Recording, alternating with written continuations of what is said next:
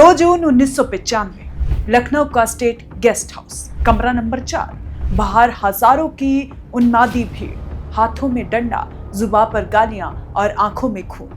भीतर देश के सबसे कद्दावर दलित नेता मायावती, जो अपनी जान बचाने के लिए खुद को कमरे में कैद कर चुकी थी। दरवाजे पर कुल्हाड़ी के वार हो रहे थे, बिजली काट दी गई थी और लोकतंत्र के रक्षक ही भक्षक बन चुके थे।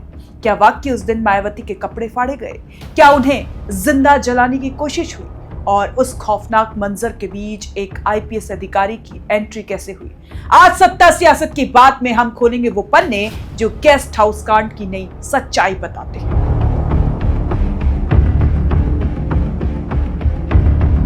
कहानी शुरू होती है 1993 से। बीजेपी को रोकने के लिए मुलायम सिंह यादव और काशीराम ने हाथ मिलाया। सरकार बनी, लेकिन ये दोस्ती कांटों का ताज साबित हुई। जून 1995 आते आते रिश्तों में इतनी कड़वाहट आ गई कि मायावती ने सरकार से समर्थन वापस का मन बना लिया। 1 जून की शाम समर्थन वापस लिया गया और मुलायम सरकार अल्पमत में आ गई। सत्ता खिसकती देख समाजवादी खेमा आक्रोश में था। इधर लखनऊ के नए एसएसपी के रूप में एंट्री होती है ओपी सिंह की, जिन्होंने उसी दिन चार्ज संभाला था जब लखनऊ की सड़कों पर बारूद बिछा था। 2 जून की दोपहर मायावती गेस्ट हाउस के कमरा नंबर 4 में अपने विधायकों के साथ बैठक कर रही थी। तभी अचानक सपा कार्यकर्ताओं और विधायकों की भारी भीड़ वहां धावा बोल देती है।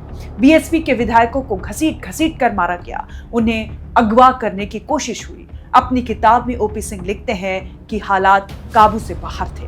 क्या कपड़े फाड़ने वाली बात सच थी?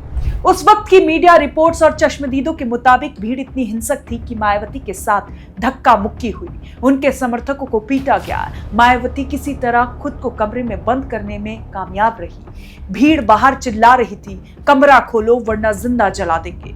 पुलिस मूक दर्शक बनी थी, क्योंकि ऊपर से आदेश डंडे थे।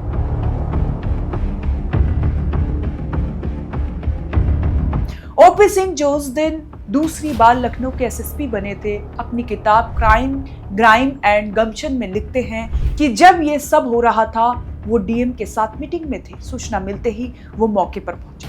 वो लिखते हैं कि अखबारों ने जो दिखाया, जो जमीन पर था, उसमें बारीक अंतर था, लेकिन एक बात तय थी, वह हमला सिर्फ राजनीतिक विरोध नहीं बल्कि एक महिला की अस्मिता पर सीधा प्रहार था।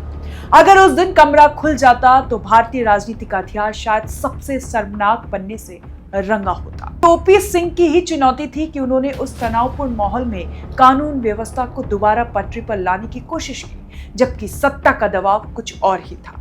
इस कांड ने यूपी की राजनीति को 2 ध्रुवों में बांट दिया, मायावती और मुलायम, जो कभी साथ थे, 24 साल तक एक दूसरे के जानी दुश्मन बन गए। इस घटना ने मायावती को आयरन लेडी के रूप में स्थापित किया और अगले ही दिन वो बीजेपी के समर्थन से यूपी की पहली दलित महिला मुख्यमंत्री बनी। 2 जून 1995 की वो घटना आज भी याद दिलाती है कि सत्ता की हवस में लोकतंत्र कैसे शर्मसार होता है।